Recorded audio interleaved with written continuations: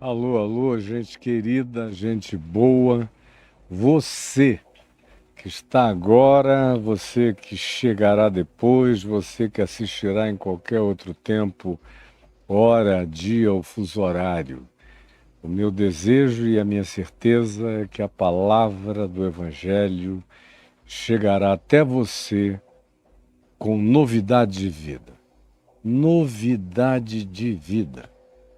É uma expressão que Paulo usa para designar o benefício do Evangelho quando ele penetra a consciência, quando os princípios dele se transformam em pensamentos, em posturas, quando eles crescem na gente e se transformam em escolhas que determinam nossas atitudes, que fomentam e configuram nosso caráter, que estabelecem soberania sobre nossos sentimentos, sensações, emoções, afetividades, aí brota essa nova criação, como Paulo também diz, essa regeneração, ou como Jesus chamou de esse novo nascimento, essa pessoa que eclode desse casulo e voa na graça de Deus. O Evangelho não é uma doutrina. O Evangelho não é pertencimento a um grupo religioso. O Evangelho é caminho para a gente caminhar. É verdade para a gente assimilar e ser por ela transformado para o bem. Ser libertado para o bem, não para a maldade, não para o ódio. Não é uma libertação para a prática do despudor, como a gente vê acontecendo à nossa volta. E é a vida de Cristo. Olhe para Jesus e veja que aquele é o tipo de vida. Eu não estou falando do dia a dia de Jesus. Nenhum de nós, com muito poucas exceções de chamado específico, vive exatamente a vida cotidiana que Jesus viveu, solteiro, em estado de mobilização hebreia, para lá e para cá, cruza, vai, vem, vai. Isso aí durou 3 anos e 6 meses. A gente é chamado para viver a vida inteira, com mulher, com filhos, mesmo que não seja casado, ou mesmo que não tenha filhos, mas a vida inteira.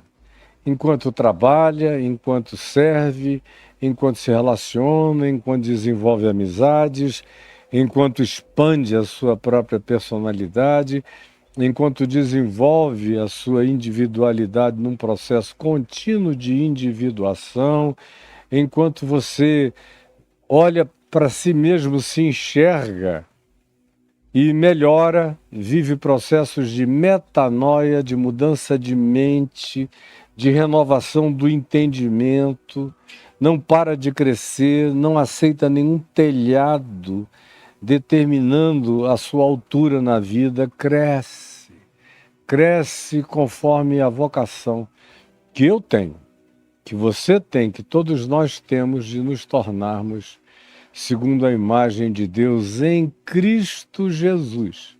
É nessa direção que a gente está andando, na direção do Filho do Homem, de nos tornarmos absolutamente, crescentemente, almejantemente humanos e cheios da graça de Deus, parecidos com Jesus. O resto, o resto não presta. O resto é tapiação, o resto é engano. O resto é para quem não quer, de fato, experimentar a novidade de vida. Ontem eu parei aqui, nós estamos lidando com Mateus 8, de 28 a 33, mas eu escolhi tratar do tema de Mateus 8 em Marcos 5, como você vem ouvindo há mais de uma semana, no episódio do endemoninhado de Gerasa, do Gerazeno. Já falei 7, 8 dias a respeito do assunto em sequência, está tudo gravado aí no YouTube. no meu canal, Caio Fábio, onde você chega e tem tudo.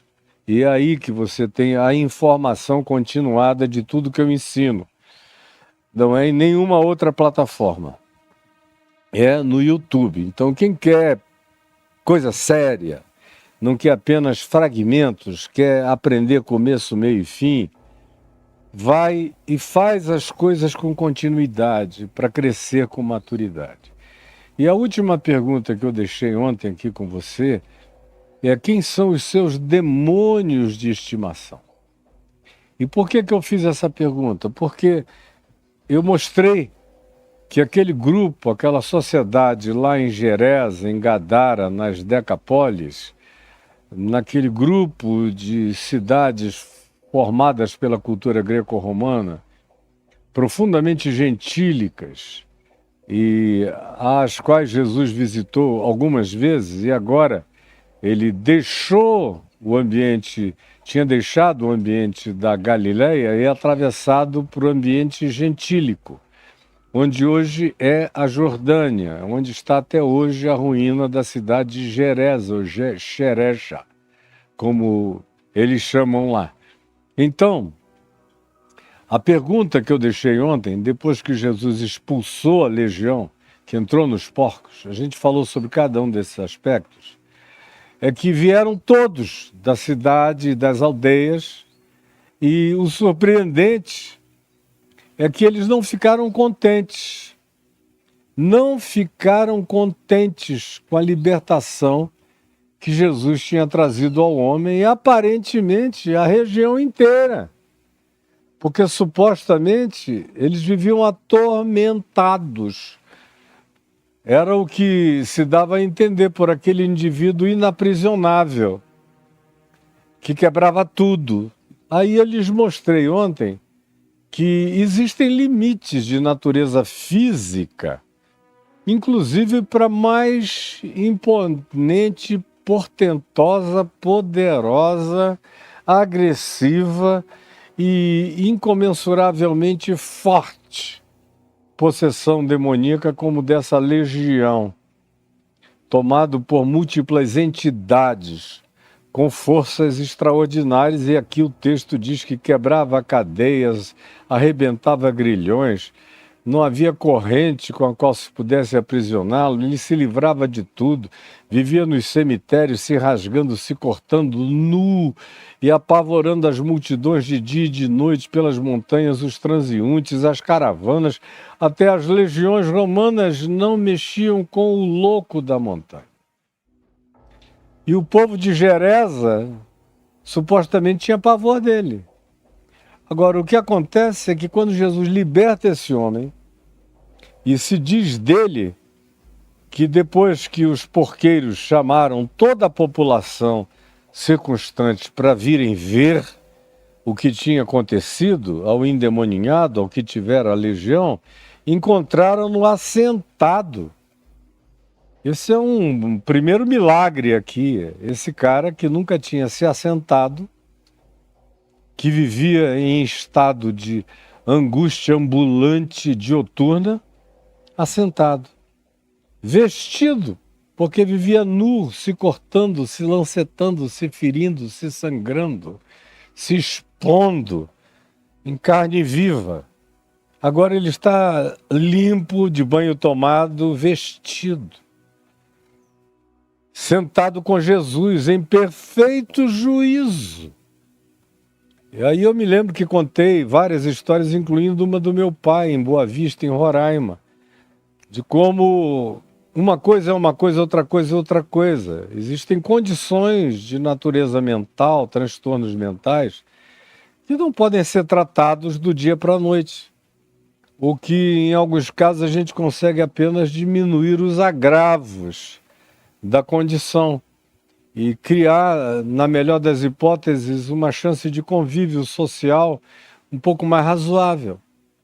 Mas quando se trata de endemoninhamento, você assiste, eu já assisti centenas de vezes, com exemplos que eu teria para narrar e fazer livros a respeito disso, coisas que acontecem na subteza, do dia para a noite, o que não é o caso com nenhum tipo de transtorno mental.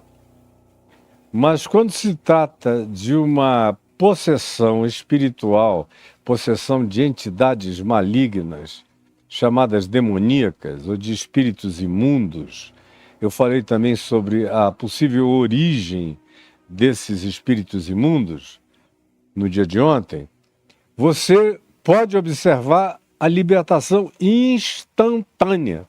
Tchau! Como aconteceu aqui, como eu contei histórias a respeito. E o perfeito juízo retornando à pessoa. Na mesma hora, começa a conversar coisa com coisa. Começa a se reinformar até daquilo que perdeu, dos lapsos de tempo, de percepção, de memória, de alienação, de afastamento da realidade, de dissociação radical do que aconteceu durante o tempo daquele autoexílio mental e espiritual onde a pessoa estava, mas nunca participou.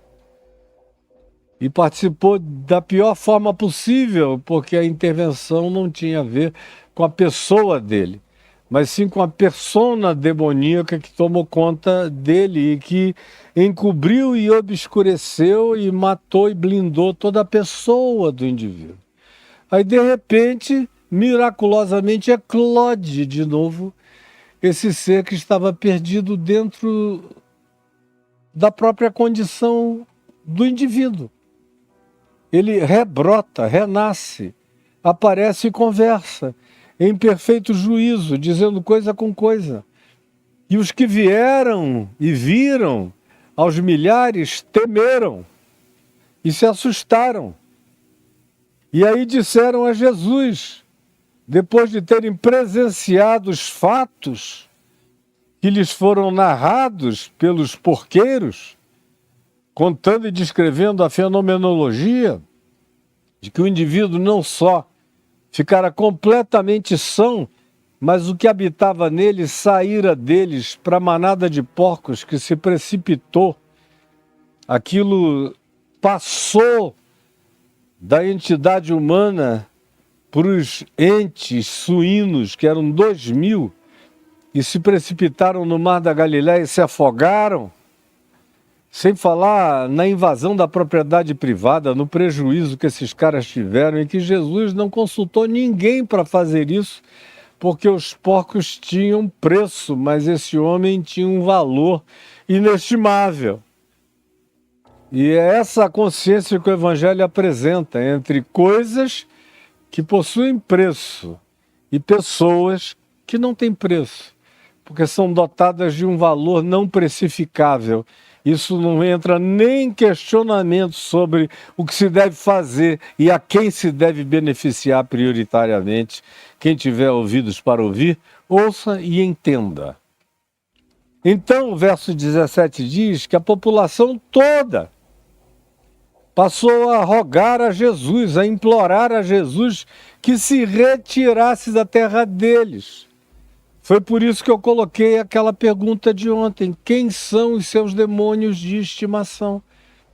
Porque eu disse a você que o corpo tem limites para quebrar grilhões, barreiras, algemas, correntes. Então, aquela população tinha um conluio de natureza inconsciente com o louco da montanha, com o Gerazeno. Eles faziam cadeias para serem quebradas, correntes para serem partidas, grilhões para serem rebentados, porque eles tinham que dar uma satisfação consciente a eles próprios quanto a dizer: nós fazemos a nossa parte, tentamos prendê-los, mas não o bastante, para prendê-lo de verdade. Porque toda vez que o cara quisesse, ele fazia um espetáculo de libertação, o que era uma teatralização que habitava o inconsciente de um povo oprimido e que tinha naquele indivíduo a única manifestação de liberdade há 350 anos por causa das introjeções de opressão que eu fiquei 2 dias explicando historicamente de onde vinham desde 350 anos antes, a ponto do nome da cidade, Gerés, a vida, a raiz da palavra ger, que significa possuído por, dominado por, possesso por, tinha virado cultura, tomado conta do inconsciente deles, individual e coletivamente. Então eles viviam nessa terra da ambivalência. E eu disse que você também, que muitos de nós também, que uma multidão de famílias, de comunidades, de congregações, de sociedades, até de países, vivem nessa ambivalência, nessa ambiguidade, não querem, mas não suportam viver sem. Dizem que é horrível, mas ninguém ouse libertá-los dessa horripilância, porque eles denunciam aquilo como ruim, mas ai daquele que os livre daquilo que eles denunciam como sendo insuportável. É preso nessa câmara de ambivalência que milhares de pessoas existem. Tem gente aqui me assistindo que nunca tinha pensado nessa realidade, mas é dentro dessa intradimensionalidade aprisionante que muitos de vocês estão. E nunca tinham se enxergado, a maioria não percebe. Quando está aí dentro, nem tem a autoleitura de se enxergar e se avisar e dizer, olha o que está acontecendo contigo. Por isso é que eles rogaram a Jesus, sai daqui. Sai daqui, porque tu nos obrigaste agora. A palavra é essa, tu nos obrigaste a termos que ficar cara a cara com os nossos próprios demônios. Não dava mais para ficar fazendo a transferência, como é um dos mecanismos psicológicos mais recorrentes e comuns, é a gente transferir aquilo que nos habita como angústia latente, contínua, presente para outros que a expressam, que a manifestam da maneira mais louca e despudorada possível. E enquanto tem alguém manifestando que a gente não tem coragem de gritar, por mais que seja horroroso o espetáculo que tal pessoa ofereça, é ambivalentemente satisfatório. A gente odeia, mas não quer e não sabe viver sem aquilo. E como eu tenho dito, isso está dentro do teu casamento, da tua família nuclear, da tua parentela extensiva, da tua congregação. Você tem, nos ambientes mais variados da sua vida, os entes de transferência, que são os loucos da montanha, que você diz, esse aí, Deus me livre de ser como ele, que coisa mais apavorante. Mas é porque ele expressa aquilo que está dentro de ti e você não tem coragem de encarar em você.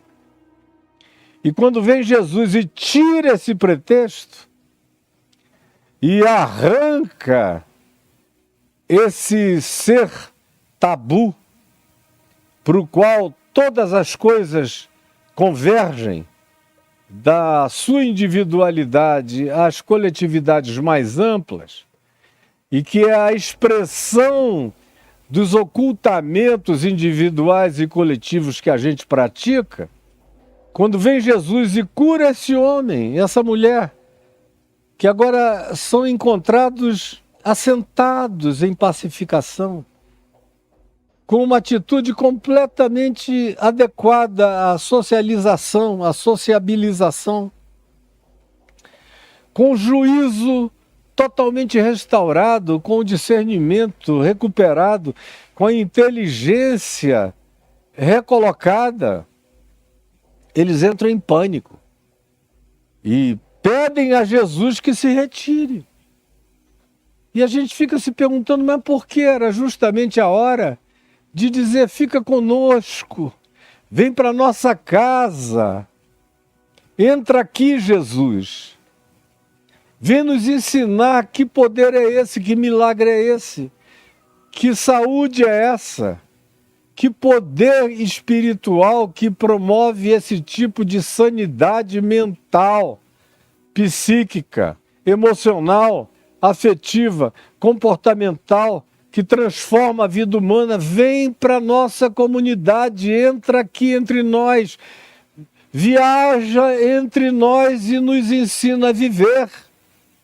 Mas, ao contrário, eles rogam a Jesus que se retire. Vai embora daqui, tu quebraste as nossas dinâmicas seculares, tu expuseste as nossas doenças coletivas, quando curaste o indivíduo que nos representava na exacerbação de todas as coisas, que nada mais eram do que a projeção de nós mesmos num ser completamente monstruoso, que enquanto existia na sua monstruosidade, permitia que a gente não precisasse se enxergar, nem se perceber, nem se tratar, nem voltarmos-nos sobre nós mesmos para nos encararmos. Então é necessário demais que haja os loucos da montanha para que a gente continue vivendo na nossa angústia adoecida, que não busca cura profunda, permanente, visceral, radical, definitiva, para o nosso próprio ser, que só vem e só nasce a partir do autoenxergamento, quando a gente se percebe a si mesmo. Agora, eu estou dizendo algo a partir de uma história bíblica, que é a história da sua casa, que é a história da sua família, da sua parentela, que é a história da sua igreja, que é a história dos escândalos. Por que nas igrejas os escândalos, escândalo sexual, escândalo de qualquer natureza sexual, escândalo de qualquer que seja o nível e o tipo, são de repente trombeteados e indicados e apontados? É porque a multidão inteira olha naquela direção. E em olhando naquela direção, ninguém olha para si mesmo. Então, os escândalos são necessaríssimos, necessários ao extremo, para que uma coletividade continue a ter para onde jogar suas pedras. Olha essa adúltera. Todo mundo com pedra na mão. Enquanto está todo mundo com pedra na mão olhando para a mulher adúltera pelada, não tem ninguém se enxergando. Aí vem Jesus e diz: quem dentre vós estiver sem pecado, seja o primeiro que comece aqui a tirar pedras. Esse retorno é insuportável. Esse retorno é insuportável. Por isso, a maioria absoluta das pessoas precisa desses seres mondrongosos, desses seres tumorais, desses seres cheios de pus, dessas criaturas absolutamente indesejáveis, desses entes que quebram todas as barreiras, todos os limites, que rompem com todas as fronteiras, que escandalizam, mas supostamente apenas escandalizam, porque inconscientemente fazem parte de uma necessidade inerente, intrínseca, de milhares que não querem se enxergar e que se sentem menos mal, se sentem menos doentes, se sentem menos insanos, se sentem menos perturbados quando existe um ente absurdo manifestando todos os exageros impensáveis que estão socados e introjetados para dentro da gente por anos e anos e anos e anos de frustração, de angústia e de covardia engolida. Mas quando vem Jesus, Quando chega o Evangelho e transforma, e pacifica, e transformar não é, eu dançava, não danço mais, eu bebia, não bebo mais, eu fazia isso, não faço mais. Isso é coisa de palhaçada religiosa. Transformação vem de dentro, é metamorfose, é metanoia, mudança de mente, é mudança do ser, é mudança da natureza, é nascer de novo. Não é programa de computador, de robô, de Android que fazia assim, agora não faz mais. Isso aí é a palhaçada dentro da qual você foi colocado para nunca se enxergar. Faz parte do engano demoníaco no qual você habita e existe, e a partir do qual você julga os outros para não se enxergar.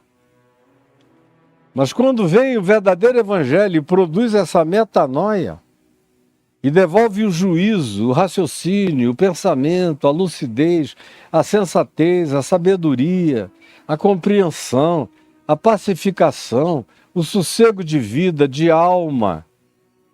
Aí, essa cura se torna insuportável. É por isso que agora eu falo com você que é o Gerazeno me assistindo. Tem vários gerazenos me assistindo aqui agora, que já estão assentados, vestidos, em perfeito juízo, aos pés de Jesus. Vários. Essa é a razão pela qual você melhorou absurdamente, saiu do seu cativeiro, da sua prisão mental, espiritual, que durava anos. E ao ser liberto, ao invés de ser acolhido, você veio a ser odiado. Ou veio a ser marginalizado. Ou veio a ser objeto de contenda, de polêmica, de não aceitação. E você mesmo não entenderam nada. Mas por quê? Eu que era a coisa horripilante, agora me tornei esse ser pacificado. E justamente por isso me tornei odiado. Entenda qual é o fenômeno. Você deixou de ser a expressão desejada por todos eles. Porque enquanto você era o doente, o monstro da montanha, eles não precisavam se enxergar. Agora, a partir de você, vem um reflexo insuportável que revela a monstrificação individual e coletiva da maioria esmagadora de todos eles. É por isso que quanto mais a lucidez do Evangelho entra na vida das pessoas, mais gente de Gereza, da Gereza religiosa, da Gereza parental, da parentela, da Gereza da família nuclear, da Gereza das multidões político-ideológicas, fanatizadas, identificadas todas com a mesma causa, se tomam de mais ódio.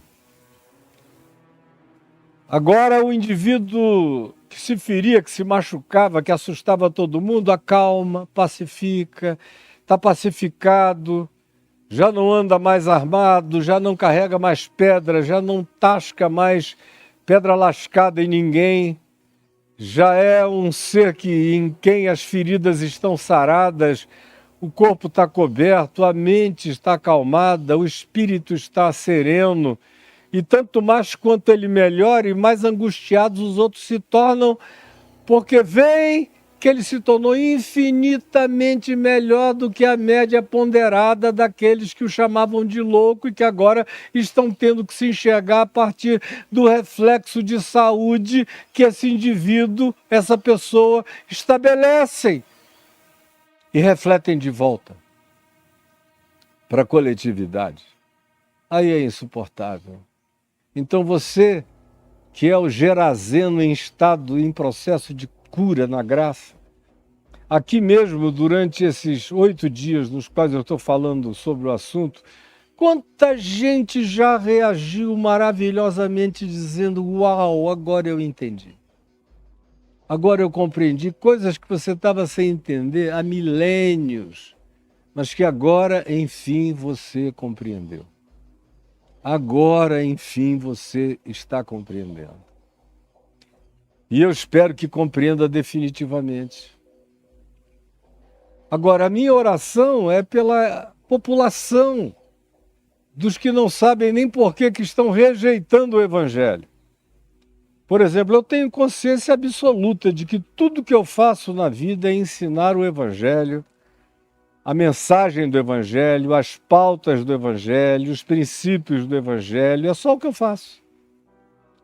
E tanto mais quanto eu faça isso clara, simples, explicitamente, mais existem religiosos com ódio.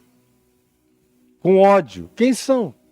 São os gerazenos que não aguentam ver o reflexo do Evangelho mostrando a loucura que eles nunca quiseram enxergar neles próprios. E aí querem expulsar Jesus. Como a gente vê hoje no ambiente religioso, Jesus sendo expulso. Sai daqui, Jesus. E até os ateus do lado de fora já verificaram que quem tem menos ibope no ambiente religioso é Jesus. Que qualquer um de Malaquias para o Velho Testamento tem infinitamente mais importância e significado do que Jesus de Nazaré. Jesus é assustador, Jesus ninguém quer. Como eu já disse várias vezes, os principais líderes de denominações no Brasil já me disseram, Jesus está todo certo, mas não dá certo, atrapalha os negócios, não serve. O que você prega é tudo verdade, mas é uma verdade que atrapalha a continuidade do nosso enriquecimento e da nossa exploração. Isso aí eu não li nenhum livrinho de pesquisa. Eu sou a pesquisa ambulante e viva. Ouvi dezenas de vezes com os meus ouvidos, por isso eu sou tão perturbador para a maioria, porque eu sou a testemunha. Eu não sou um pesquisador, eu sou a manifestação ambulante dessa demonstração, dessa compreensão, dessa afirmação, dessa veemência, dessa profecia irretorquível. Então, a minha oração é que você consiga se enxergar, para que haja salvação entrando na tua mente, na tua vida, na tua existência. Mas a maioria prefere rogar a Jesus que se retire do meio deles. E aí Jesus, ao entrar no barco para voltar para o outro lado, suplicava-lhe, olhem só as expressões. Primeiro, a população rogava a Jesus que fosse embora. E agora o ex-endemoninhado Gerazeno, a expressão do verso 18 diz que ele, ao ver Jesus entrar no barco, suplicava-lhe que o deixasse ir com ele. O endemoninhado, ex-endemoninhado, o Gerazeno queria ir com Jesus. Deixa eu fazer parte desse grupo. Tem mais um lugar só nesse barco, onde viajam 13. Será que dá para ir um 14º? Deixa eu ir contigo. E nada seria mais natural do que um indivíduo que está vindo, de onde ele está vindo, com a angústia e a crise que ele vem carregando, com toda a demência que ele representava, tendo sido liberto de maneira tão chocantemente miraculosa e instantânea, quisesse ir com Jesus. Não é fato. E também seria uma coisa aparentemente completamente natural que Jesus dissesse, vem comigo, vem com a gente. Seria a minha tendência natural. Dizer, vem, já chamar a Pedro, ou a João, ou a Tadeu, ou a Bartolomeu, algum dos apóstolo, dizer, gruda aqui nesse cara, vai ensinando para ele as coisas. Vamos iniciar um processo de discipulado imediato com esse indivíduo. Seria isso que eu faria, por exemplo. Mas Jesus pensa diferente. Ele olha para o cara e vê que o cara é resistente. Vê que aquele indivíduo tinha uma tenacidade extra. Que naquela agonia toda tinha sido forjado um ser humano completamente resiliente. Que aquilo que lhe fora para o mal, agora superabundaria para o bem.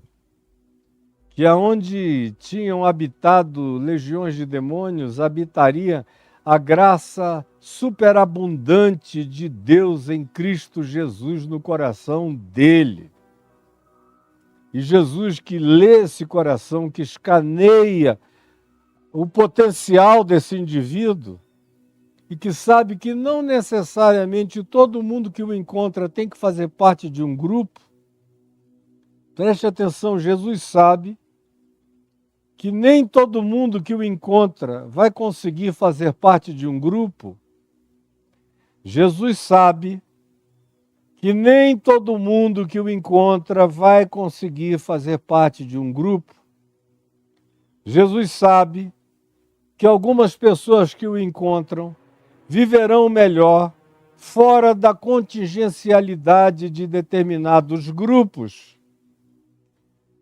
Jesus sabe e eventualmente sabe sobre aquele Gerazeno, que aquele cara era melhor, mais perseverante, mais resiliente, mais homem no sentido estrito da terminologia, do significado, mais homo sapiens, sapiens, sapiens, sapiens, sapiens, sapiens, em Cristo agora, do que os seus apóstolos todos. Eventualmente ele sabe que Pedro é mais criança do que aquele cara. De que a soma dos apóstolos todos era mais infantil do que aquele homem. Que o inferno do qual ele viera o projetara para uma dimensão celestial que os outros nem de longe ainda tinham alcançado.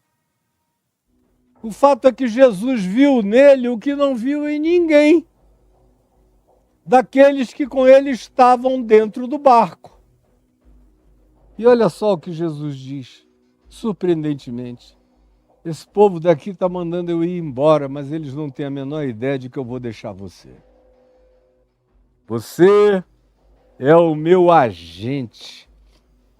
Você é a minha radioatividade de graça. Você é a minha bomba contagiosa do Evangelho que eu deixarei aqui no lugar onde você assombrou milhares durante anos. Você vai assombrá-los com a luz e com a graça de Deus. Não mais do modo que você os assombrou, mas agora do jeito que eu te refiz, que eu te recriei, que eu te repus e te restabeleci. Como nova criatura, nova pessoa. E você vai voltar para casa. Seus pais não acreditam mais nem que você exista. O primeiro susto quem vai levar são os da tua família nuclear. Jesus diz, não, tu não virás comigo. Tu vais ficar aqui. Volta para os teus. Vai para a tua casa. Para os da tua parentela, e anuncia-lhes tudo o que o Senhor fez por ti. Vai e conta para eles todos sobre a compaixão de Deus, sobre a graça de Deus, sobre a misericórdia de Deus, que não diz que Gerazeno bom é Gerazeno morto, que Gadareno bom é Gadareno morto, mas ensina que Gerazeno bom é Gerazeno lúcido, salvo pelo Evangelho. Vai e conta tudo que a graça de Deus fez por ti, como Deus usou de misericórdia para contigo. Porque tu foste visitado pelos céus e o inferno não suportou a presença dos céus em mim, te libertando, meu filho. Eu te deixo aqui como meu representante, como meu apóstolo. Esse é o primeiro indivíduo apostolarmente enviado. Preste atenção.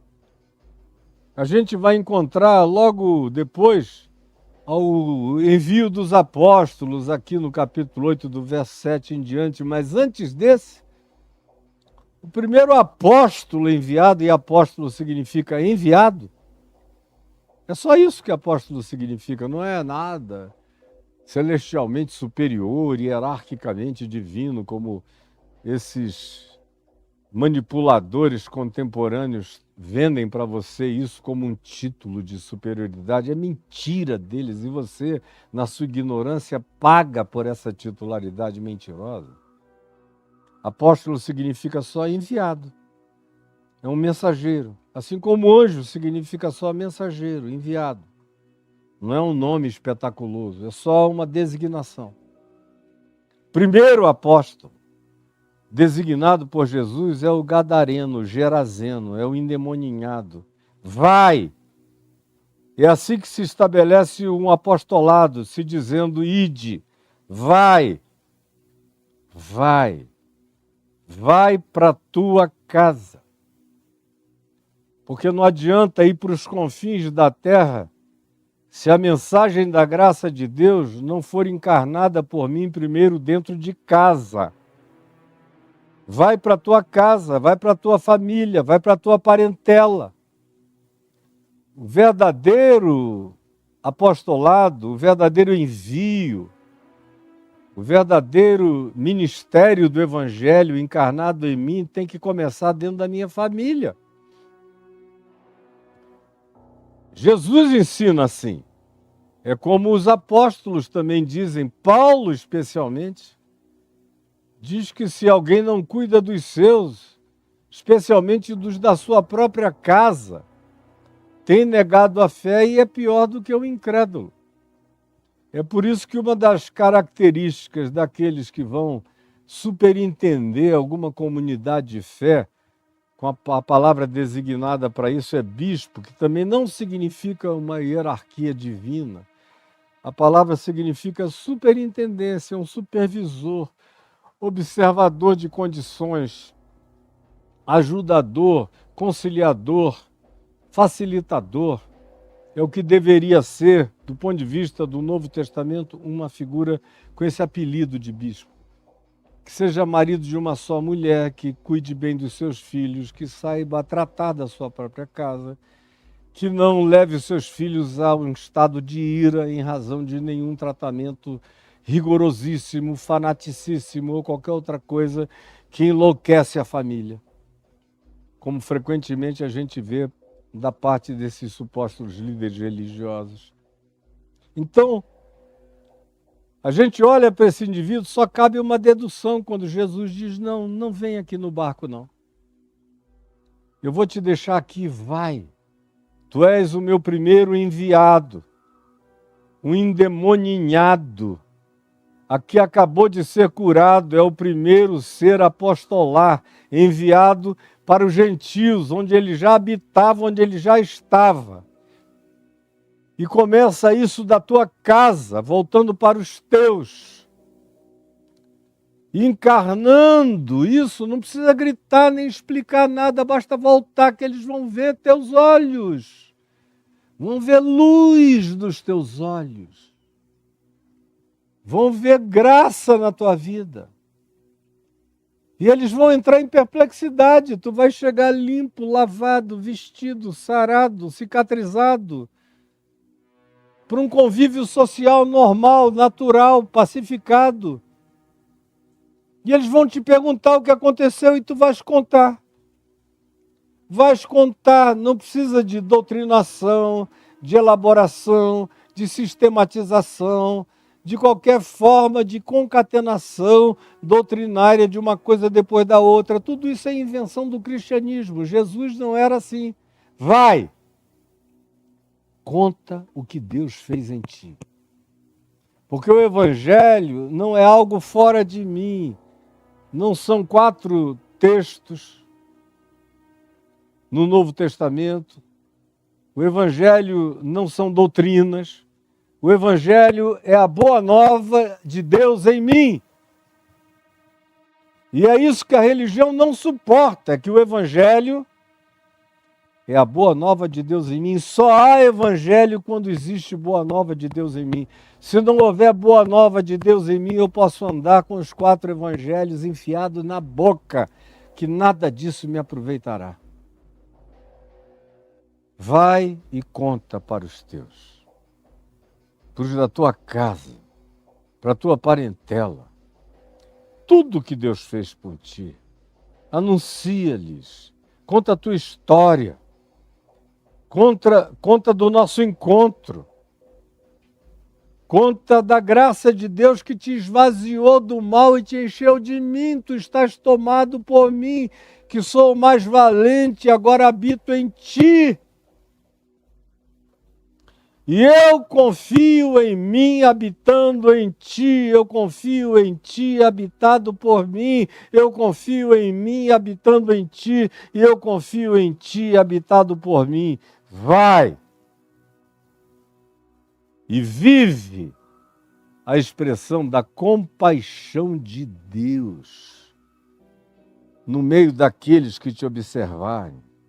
Então ele foi. O que é diferente do que aconteceu com os apóstolos. Jesus disse a eles tantas vezes isso: ide, ide, ide, ide, ide, recebereis poder, e indo por todo mundo, pregai o evangelho a toda criatura, a todo ser humano, homem, mulher, de todas as etnias, de todas as condições, sem acepção de pessoas, e eles foram. Jesus disse: vocês vão receber o Espírito Santo, receber dunamis, poder, graça, dons, para testemunharem com ousadia, com veemência, com superlatividade extraordinária. E eles foram. Aconteceu tudo que Jesus disse que aconteceria, mas eles foram? Não. Foi preciso que Estevão fosse esfolado. Eles saíram de Jerusalém da acomodação já de alguns anos na qual tinham se colocado por obrigação de perseguição. Foram dispersos. Não foi por obediência que foram. Quem foi por obediência lúcida e consciente mesmo foi Paulo, que se converteu já fora dos portões de Jerusalém e não voltou. A não ser 15 anos depois por uma obrigação, mas nunca por prazer, nem para tirar férias lá, porque para ele Jerusalém só gerava para escravidão, o que ele diz em Gálatas no capítulo 4.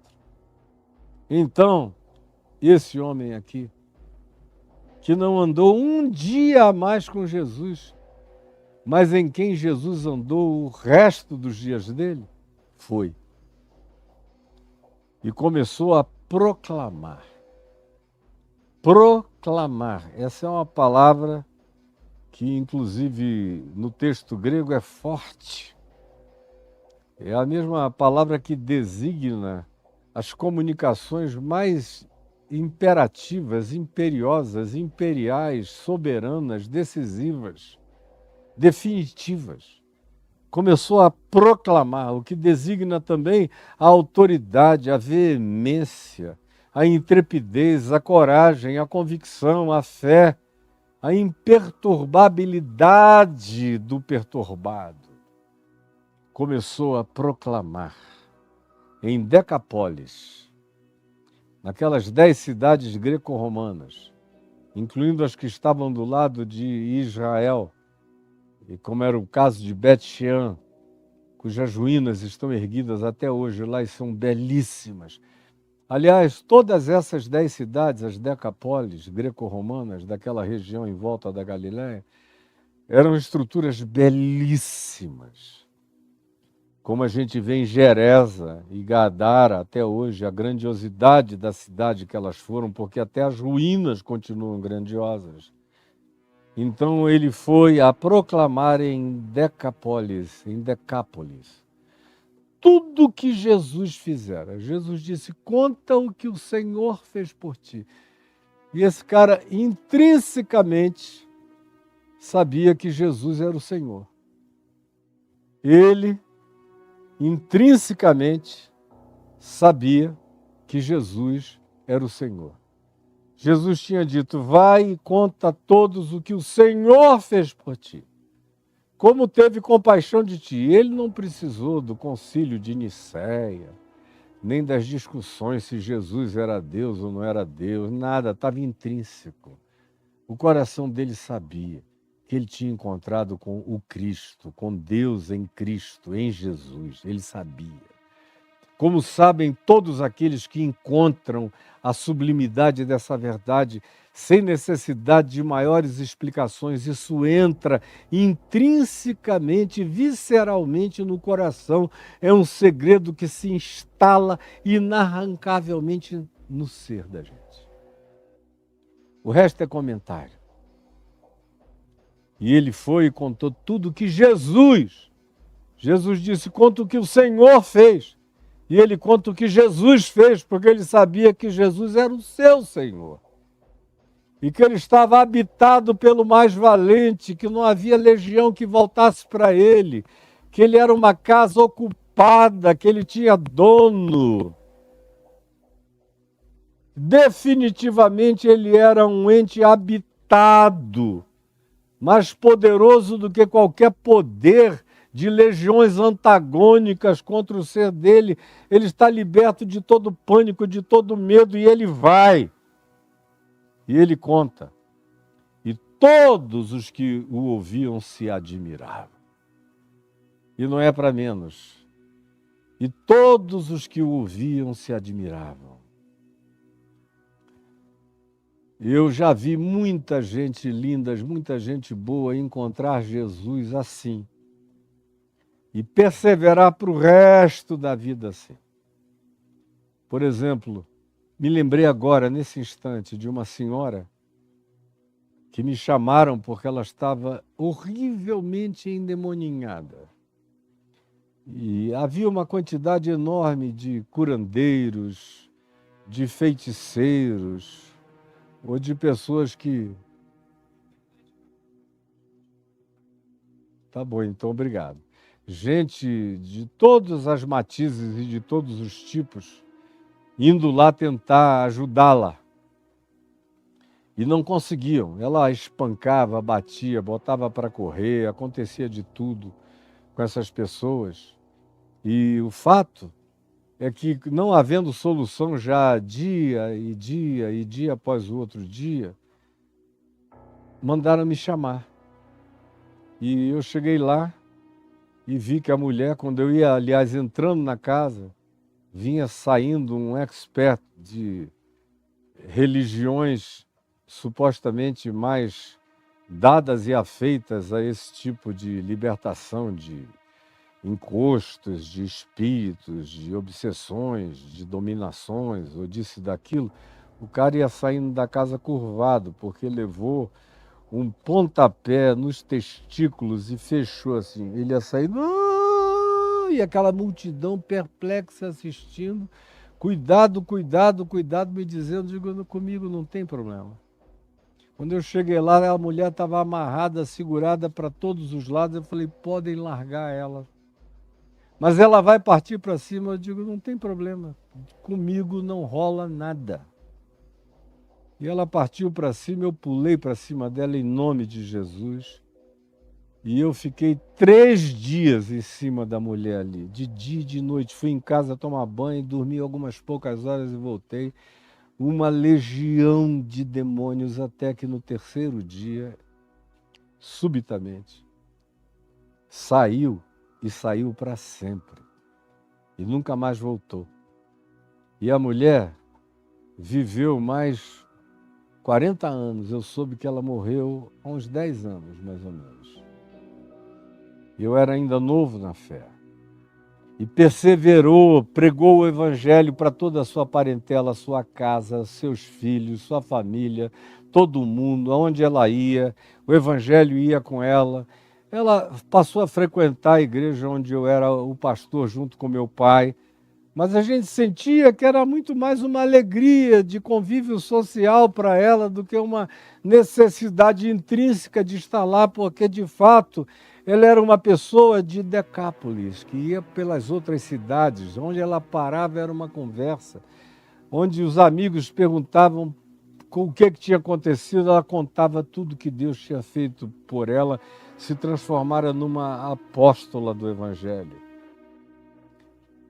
E também já vi outros que começaram assim, limpos, lindos e maravilhosos, libertos. Aí chegaram, alguma igreja resolveu botar uma coleira no cara, aí depois de um tempo mandaram para um seminário, depois de 4 anos ele voltou de lá querendo dar explicações só psicológicas para o que tinha lhe acontecido, perdeu a intensidade, perdeu a intrepidez, perdeu a fé, perdeu a alegria, perdeu tudo, virou um ente domesticado, um pet da religião, nada além disso. Perdeu a patada, a pegada da graça e da compaixão de Deus. Tem gente que precisa mesmo viver naquele ambiente da congregação, se não forem todo dia animados um pouquinho para lá, um pouquinho para cá, como diz o Silvio Santos, um pouquinho ali, um pouquinho acolá, todo dia, todo dia, todo dia, são pessoas que precisam de abano todo dia, senão o fogo apaga. Mas existem alguns outros que, se você botar dentro desse ambiente, eles não suportam. E o que Jesus faz é a leitura certa. Embora o coração do homem quisesse seguir no barquinho com Jesus e os outros, Jesus diz, rapaz, aqui você vai ser atrofiado, porque esse pessoal que anda comigo só me dá trabalho. É por isso que eu os tenho comigo dioturnamente, para treinar, para ver se eles crescem. Agora você vai, eu estou em ti, tu estás em mim. A compaixão superabundou em ti, como os meus apóstolos não têm a menor ideia do que significa ter experimentado o que você experimentou. Ter viajado pelo mundo que você viajou.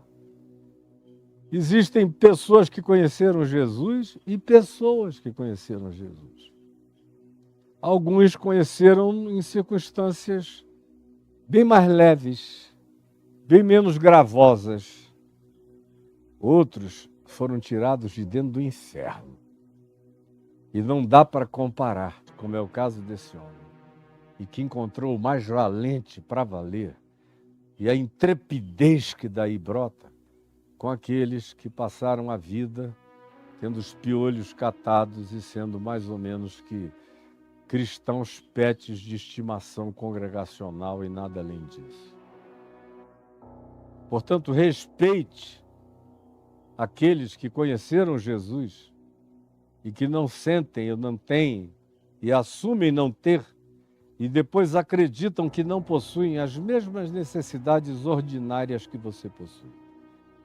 Como diz Paulo, cada um ande conforme foi chamado. A nossa internet caiu aqui, eu estou sendo gravado. Isso tudo vai ser colocado devidamente no ar, mas por uma questão de bom senso, eu diminuo o tempo da minha fala agora e quero apenas orar, pedindo que o que você ouviu da minha parte, da minha boca, do meu entendimento e do evangelho que me habita, do evangelho que eu trago, prego, creio e anuncio, de Cristo em mim, tenha chegado até você com pertinência inquestionável, com compreensão inconfundível e com discernimento absolutamente transformador. É o que eu te imploro, Jesus, que essa palavra do Evangelho, tão rara, essa que eu acabei de expor sobre o louco da montanha, tão rara, tão difícil de ser sequer entendida pela maioria. Encontre um lugar no coração de alguns ou de muitos, para que o poder libertador do Evangelho se transforme numa realidade ambulante daqueles que vão carregar a proclamação da compaixão, da misericórdia e da superabundante graça de Deus em suas vidas. E que isso seja inarrancável do coração dessas pessoas. É o que eu te imploro com todo o meu coração, em nome de Jesus. Amém, amém e amém.